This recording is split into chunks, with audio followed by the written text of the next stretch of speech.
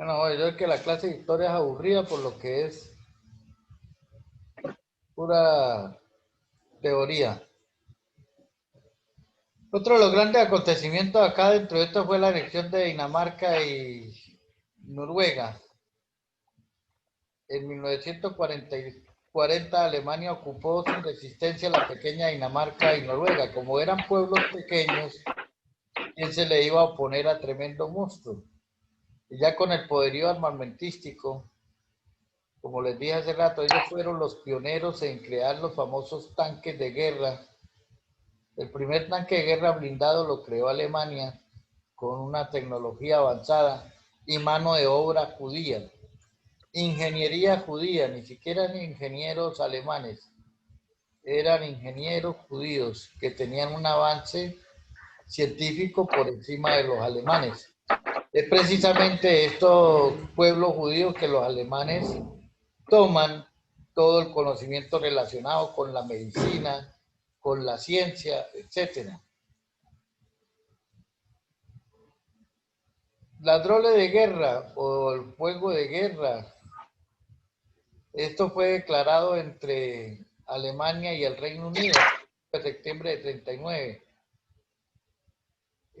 Se puede decir que fue como una guerra de broma según los historiadores, ya que, como se dice, yo disparo, tú disparas, pero no se tomó nada en serio. Sin embargo, como toda guerra, hubieron muertos, pero no tan significativamente, por eso se le llamó el drole de guerra o guerra de broma. La derrota de Francia, desde el 5 de mayo del 40, Francia quedó dividida en dos. Ginebra con la frontera de Daña y la zona del norte del oeste. Italia entra en guerra y entra a apoyar a Alemania.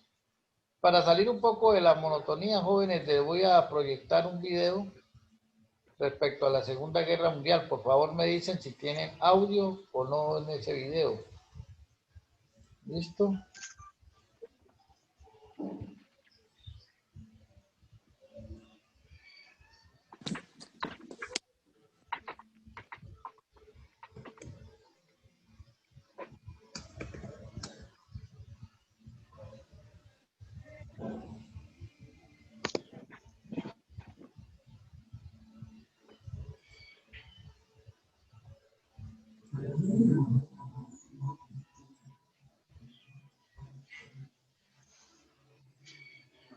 ¿Sí pueden apreciar ahí el video o no?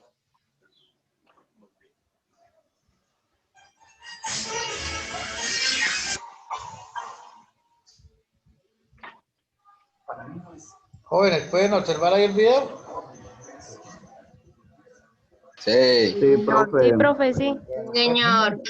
Sí, profe. Sí, señor. ¿Y lo escuchan? También, profe.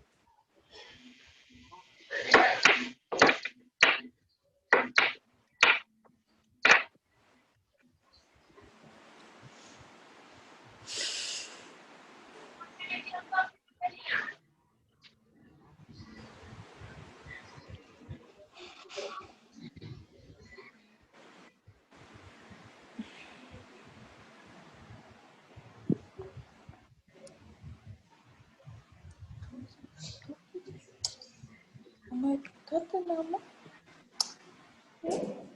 Amarradito. Amarradito para mamá. Ay, Dios mío, señor. Está sudando, mi amor. Está sudando.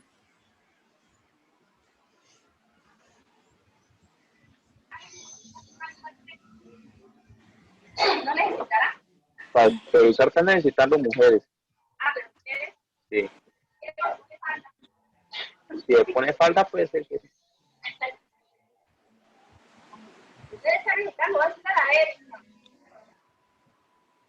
Hoy necesitan mujeres para supervisar.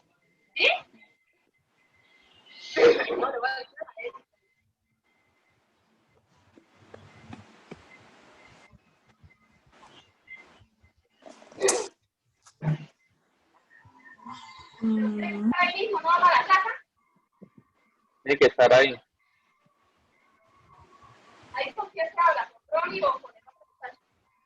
Con mi tío Ron. La supervisora es con mi tío Ron. Silencio, por favor, están en clase.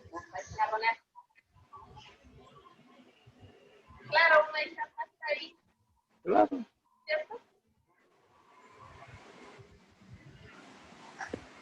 Uy.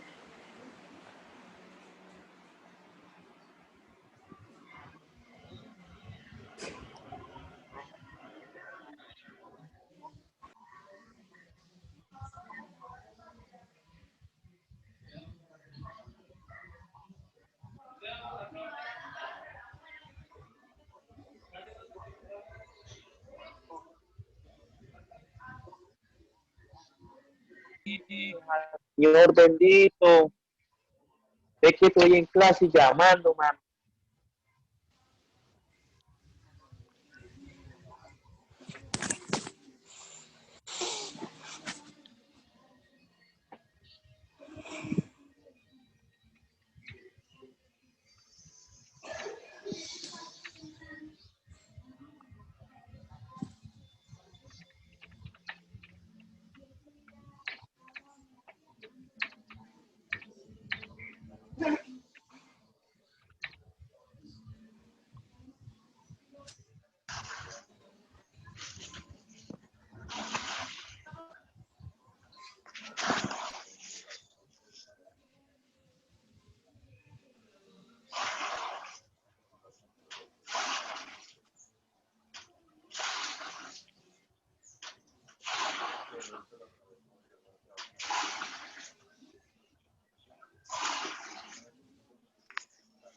Ay, ¿por qué me saldrá? La saco. ¿De la clase? Ay, no. La saqué. Ah, no sé por qué me saldría así. Ah, no, quería cancelar. Dice que... Mercedes Franco, active la cámara.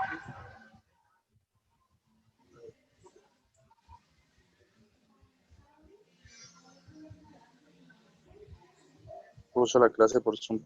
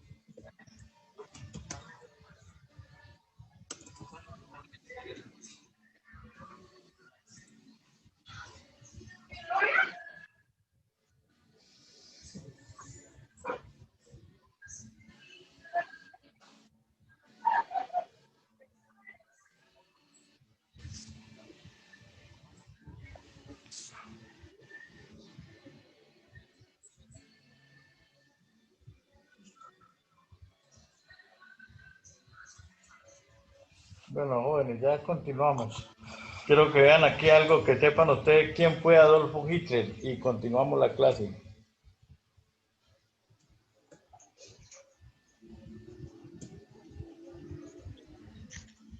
Es un videito corto.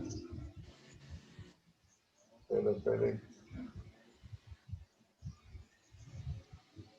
Este.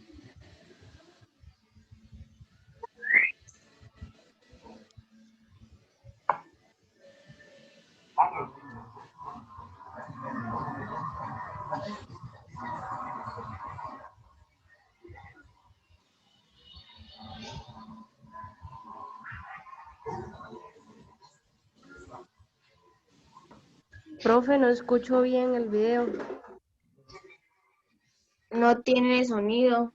¿Sí tiene todo el audio? No se oye. No se oye, pero lo cambio. Yo quiero que vean quién fue este señor.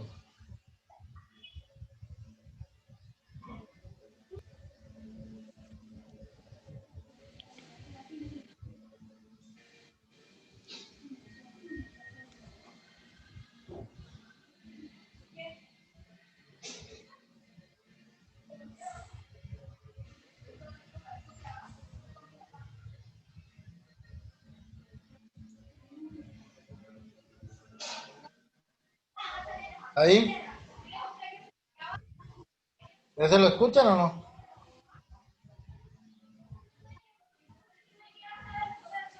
No, No, profe, no se escucha. ¿Ninguno lo escucha? No tiene no. sonido. No, profe, no lo escuchamos. ¿Sí lo escuchan o no? No, señor. Profe, no, No, señor. entonces no necesitamos más con...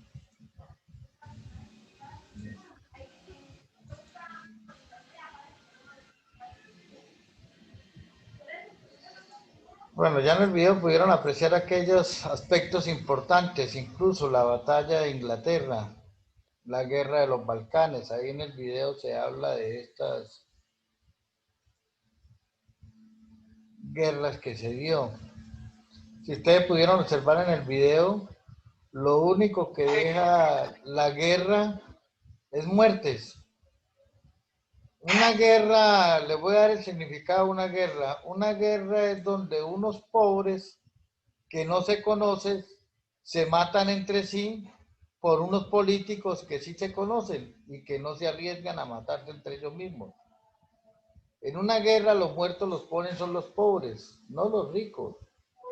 ¿Usted cree que si en Colombia se empezara una guerra, Uribe va a mandar a los hijos de ellos al frente? ¿O el señor Duque va a enviar a los hermanos de él al frente? Ni siquiera Petro, que tanto habla de vainas políticas y socialismo. Ustedes jóvenes, si ustedes observaron en esta guerra y en todas las guerras, son los pobres los que colocan los muertos. Lo mismo pasa aquí cuando viene la invasión a la Unión Soviética, que esta es otra etapa de 1941 a 1943, es la segunda etapa de la Segunda Guerra Mundial. Y esta se da el 21 de junio de 1941. Terminado el pacto que había entre Alemania de la no agresión con la Unión Soviética, Alemania decide invadir a Rusia para seguir expandiendo su territorio. En aquel entonces, ¿por qué los países buscaban expandirse? Resulta que antes de la Segunda Guerra Mundial y hasta lo que duró la Segunda Guerra Mundial, no habían tratados internacionales. No se había creado la ONU ni la OTAN. La ONU ya ustedes saben que es la Organización de las Naciones Unidas y la OTAN es la famosa Organización del Tratado del Atlántico. Y tampoco habían organizaciones como los que velan por los derechos humanos o el derecho internacional humanitario no existía. Como no existían esos estamentos, esos tratados internacionales que le dijeran a una nación, mire, la soberanía de este pueblo se respeta. Usted no puede entrar en conflicto con este pueblo. Eso es lo que hacen los tratados internacionales. Eso es lo que se busca a través de organizaciones como la OTAN, la ONU. Eso es lo que se busca a través de organizaciones como el DRI, la que maneja el derecho internacional humanitario o los mismos derechos humanos. ¿Qué buscan ellos? ¿Y cómo se crearon? Se crean después de la Segunda Guerra Mundial. Y es precisamente con el fin de evitar que otras naciones busquen invadir pueblos ajenos a ella. Lo que pasó con Alemania, que quiso expandir su territorio. Lo que pasó con otras naciones dentro de la Segunda Guerra Mundial.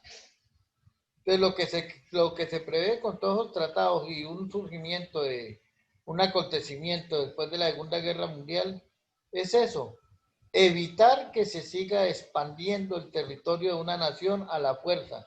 Si no, de lo contrario, ya Colombia hubiera invadido Venezuela o Venezuela a Colombia y no pasa nada. Pero si no se ha dado una invasión, si no se ha dado una guerra entre esos dos países o un choque, es debido a esos tratados que existen. Esos tratados son los que prevén de que exista una expansión o una invasión de un territorio a otro hoy en día. En aquella época, como no existían dichos tratados, no habían convenios internacionales que frenaran el expansionismo, es que se vivió toda esa drástica o acontecimiento sangriento por parte de países como Alemania y los aliados que lo apoyaron. Viene después la famosa Guerra del Pacífico. Y es la Guerra del Pacífico es cuando Japón decide atacar la base de Pearl Harbor en Estados Unidos. Pearl Harbor era la base de estratega militar de Estados Unidos, la más grande y la que mejor, y tenía toda la flota armada, marítima y aérea. Los japoneses se llenaron de odio contra Estados Unidos y deciden invadirla. Para eso utilizan sus famosos kamisakis, aquellos pilotos que se embriagaban con una bebida hecha de arroz y estrellaban sus aviones contra las bases militares y contra otros aviones gringos, es decir, se inmolaban. Estos ataques japoneses despertó un león durmiendo. Estados Unidos no había ingresado a esa guerra, además ni quería participar. Pero Estados Unidos tenía un as bajo la manga que no lo sabía el mundo. Ellos habían sacado de manera discreta al señor Albert Einstein de Alemania antes de que los alemanes lo fusilaran o algo por ser judío polaco. Entonces, el señor Albert Einstein se trajo la ley de la relatividad a Estados Unidos, todo su conocimiento científico, y lo puso a disposición de la ciencia estadounidense. Los Estados Unidos, antes de ingresar a esa Segunda Guerra, estaban creando la famosa bomba H o bomba de hidrógeno o bomba atómica, como se le conoce. Los japoneses deciden atacar y es cuando despiertan este león y se va en contra de Japón. Pero a diferencia de los japoneses que atacaron base militar, ellos le dieron fue en 2 ciudades estratégicas para la economía de Japón. Por eso es que Hiroshima y Nagasaki fueron el centro de ataque de Estados Unidos. Estados Unidos no le dio a bases militares japonesas. Estados Unidos llegó fue directamente donde se centraba la economía de este país. Y es donde le suelta en Hiroshima la primer bomba atómica y luego en Nagasaki, dejando millones de muertos, destruyendo estas 2 ciudades. De ahí que a los japoneses se les conoce también como los famosos tigres asiáticos, ya que ellos surgen de todos estos acontecimientos, de todos los desbastos que le dejó la Segunda Guerra Mundial. Y hoy en día Estados Unidos, que es potencia, pero no económica, las personas creen que Estados Unidos es una potencia económica. No, ellos son una potencia armamentística. Las grandes riquezas de Estados Unidos las han impartido, las han dado en las armas. Por eso es que es potencia, no por la economía. Si fuera por la economía, ellos no tuvieran la deuda externa, me atrevo a decir que es más grande que la que tiene Colombia con Estados Unidos. Ellos tienen una deuda externa con Japón, porque Japón es el que le vende toda la tecnología a Estados Unidos. Entonces mire cómo son las cosas. Las personas creen que Estados Unidos es potencia porque la economía, no, ellos son potencia por la parte armamentística. Y este poder armamentístico pues lo lleva también a que monopolicen la economía. Es por eso que el dólar es el que manda. Mire lo que sucedió ayer. Este señor sale positivo para COVID y enseguida se paraliza la economía mundial. El dominio que tiene el dólar sobre el mundo lleva a temblarlo cuando Estados Unidos sucede algo extraordinario como lo del señor Trump. ¿Pero por qué? Porque ante un fallecimiento de Trump, la economía en Estados Unidos queda volando hasta que no llegue un nuevo sucesor. Y no se sabe qué ideas traiga este sucesor desde un punto de vista económico. O qué ideas guerreristas traiga este señor. Ese es el temor. Porque tanto Estados Unidos como la Unión Soviética son los únicos países en el mundo que están armados con bombas nucleares. Es decir, una tercera guerra mundial no va a ser como la primera ni la segunda, que van a llegar soldados y se van a levantar a plomo, a bala. No, aquí van a haber bombas de parte y parte. Ya Estados Unidos ha demostrado su poderío militar cuando ha invadido países como Estambul, donde ha mandado sus grandes buques de guerra y desde ahí les ha enviado sus bombitas, su ataque aéreo. Entonces, para que ustedes tengan conocimiento de que no es tanto por lo económico que Estados Unidos es potencia, sino es por el poder armamentístico, por el monopolio que tiene Estados Unidos sobre las armas nucleares. Es tanto el monopolio que es el único que le dice a Rusia, quédense quieticos. Por eso es que Estados Unidos no entró a invadir a Venezuela, porque sabe que si entran a invadir a Venezuela se llega a la Tercera Guerra Mundial, donde Rusia va a irse en contra de Estados Unidos, y en estos momentos Estados Unidos y Rusia son aliados políticamente hablando. Pero el principal socio económico de Rusia en estos momentos es Venezuela, por la sencilla razón de que Venezuela es la que le está dando petróleo y oro a Rusia. Es decir, este señor allá en Venezuela, en vez de invertir en el pueblo venezolano, en vez de invertir en la economía de Venezuela, está invirtiendo en países extranjeros. Por eso es que Venezuela está en crisis y eso es lo que hace la izquierda. La izquierda, para quedarse en el poder, ellos tienen que buscar aliados extranjeros, y el aliado extranjero más importante para cualquier nación izquierdista en estos momentos es Rusia. Rusia, después de Estados Unidos, tiene el segundo poder en armamento. Entonces, por esta sencilla razón es que le brinda pleitesía a los países de izquierda, como lo hizo Cuba, y lo está haciendo actualmente Venezuela, y lo están haciendo otros países de izquierda en Latinoamérica. Entonces, este ataque a Pearl Harbor es el que lleva a que Estados Unidos entre a la guerra, a la Segunda Guerra Mundial, dándole grandes destrozos a Japón en 1942. Y es donde Estados Unidos por primera vez muestra su poderío armamentístico. Deja devastada a Japón y la obliga a la rendición. Otro error de los japoneses, haber utilizado los pilotos como kamisakis, es decir, haberlos obligado a que se suicidaran en nombre del emperador y del imperio japonés. Entonces mira la mente cómo es tan absurda y estúpida en el ser humano, que porque te llenan la mente acá de y te dicen es que si te inmolas en el nombre del emperador le estás sirviendo un servicio al imperio, le estás dando algo, te vas a inmolar, vas a conseguir allá cuando mueras un paraíso, y las personas pues acceden inmolarse en nombre de una persona, de un imperio, lo que hacen también los musulmanes.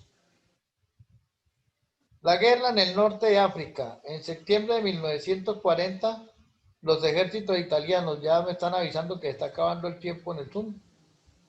Desde su colonia de Libia atacaron el Egipto británico. Esto lo hacen, Italia ataca a Egipto porque Egipto no era una nación libre, estaba sometida bajo el imperio británico o el imperio inglés.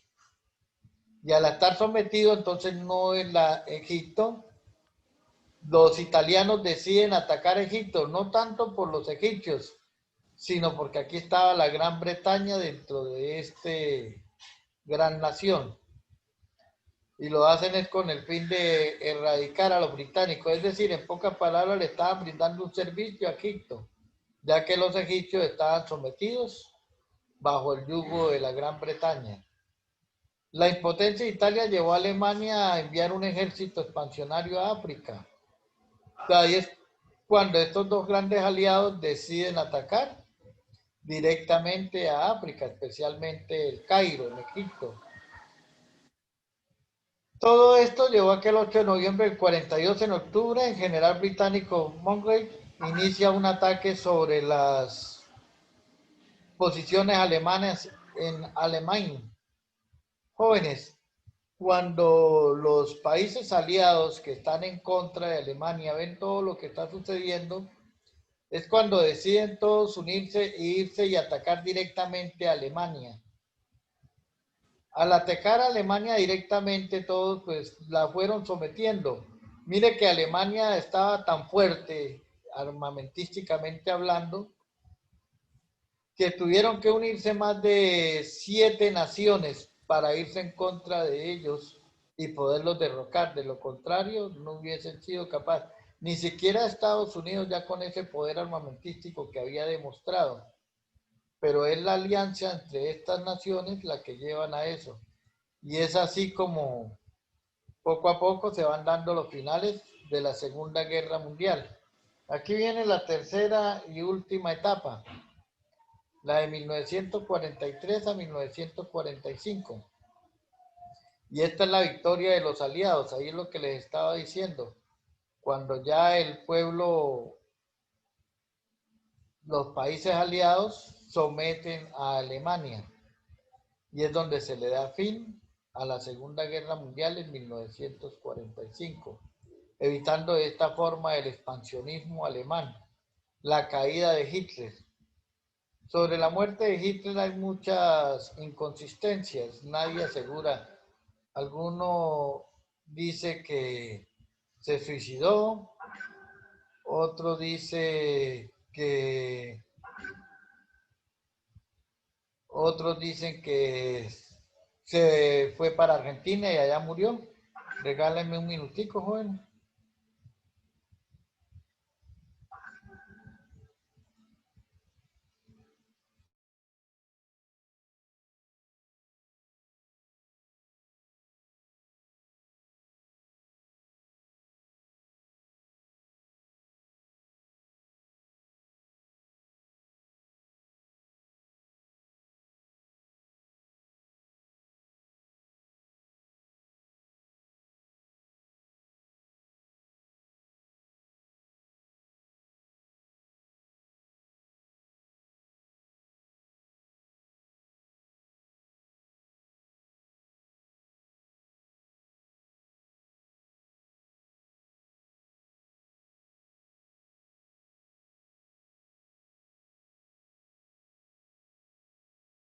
Terminar acá porque ya me llegó el mensaje. ¿Se salió acá esto?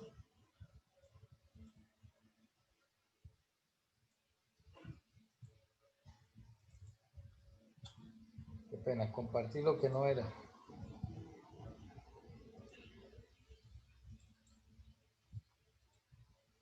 Acá, como le iba diciendo, los finales de la guerra. Entonces, estas hubieron 3 batallas que marcaron el cambio.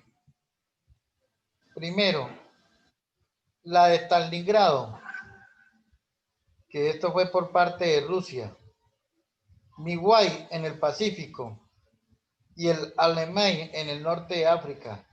La guerra se encaminaba hacia la derrota de las potencias fascistas. Aquí fueron derrotadas 2 grandes potencias, Italia y Alemania. Sin embargo, Italia le dio fin al fascismo.